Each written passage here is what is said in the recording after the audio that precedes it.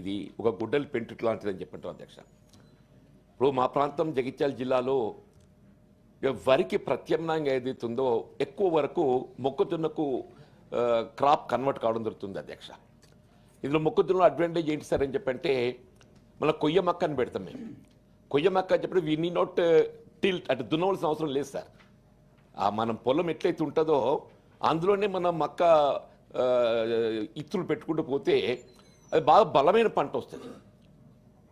మళ్ళీ నెక్స్ట్ ఖరీఫ్కు సంబంధించి వరి పొలానికి కూడా ఇది ఉపయోగపడుతుంది సార్.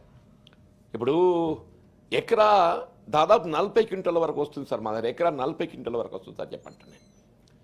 అటువంటి ఒక మొక్కజొన్న మొన్న ఈ మధ్య 3 days బ్యాక్ మా ప్రాంతంలో ఈ ఈదురుగాలులు వడగల వానతోని మొత్తం పడిపోయింది సార్. మొత్తం పడిపోయింది.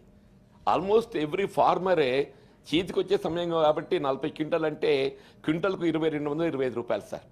80-90 వేల రూపాయలు ఆదాయం అంటే పంట ఏదైతే మన విలువ వచ్చేది ఉందో కోల్పోయే పరిస్థితి ఏర్పడడం నిజంగా కూడా దృష్టకరం చెప్పంటూ నేను బాధాకరం. వీళ్ళ కేంద్ర రాష్ట్ర ప్రభుత్వాలు ఏదైతుందో ఇటువంటి ఒక రైతాంగాన్ని ఆదుకోవటం ఒక విధంగా బాధ్యత సార్.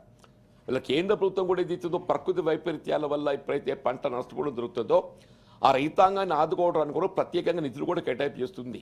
మనకు తెలియదు కాదు సార్. ఈ రాష్ట్ర ప్రభుత్వం కూడా ఏదైతుందో ఇవన్నీ సర్వే చేయించారు మొన్న. రాష్ట్ర ప్రభుత్వ గౌరవ ముఖ్యమంత్రి గారు వ్యవసాయ శాఖ మంత్రులు ఏదైతుందో రాష్ట్రంలో ఎక్కడెక్కడైతే ఈ ప్రకృతి వైపరీత్యాలు ఈదురుగాలు వడగల వానతోని పంట నష్టపోవడం జరిగింది ఇదంతా అసెస్మెంట్ చేయడం జరిగింది. And they have reports also with the government sir. ఇప్పుడు ఒక జగిత్యాల జిల్లాలోనే దాదాపు 10,000 ఎకరాల వరకు ఈ మొక్కజొన్నతో పాటుగా మామిడి సార్. ఇప్పుడు మామిడి అయితే సంవత్సరం ఒకే పంట వస్తుంది, అది మనకు తెలియంది కాదు. అది కూడా చేతికొచ్చే సమయానికి ఈ ఈదురుగాలతో వడగల వానతలు మొత్తం రాలిపోవటం. ఇప్పుడు మాకు 3వ పంట నువ్వు కూడా వేస్తాం సార్. ఈ నువ్వు కూడా ఏదైతే మొత్తం పడిపోయింది. దయచేసి మీ ద్వారా నేను ఎక్కువ సమయం తీసుకోకుండా రాష్ట్ర ప్రభుత్వం కోరేది ఏంటంటే ఈ ప్రకృతి వైపరీత్యాలు వడగల వానతోని ఈదురుగాలతో ఎవరైతే పంట నష్టపోవడం జరిగిందో వారికి ఎకరా కనీసం, ఎందుకంటే పెట్టుబడి దాదాపు 25-30 వేల రూపాయల పెట్టుబడి అవుతుంది సార్. నష్టపోయి దాదాపు 90,000 రూపాయలు.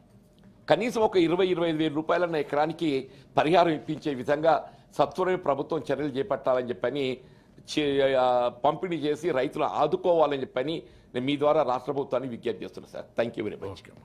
నరసింహాచారి గారు.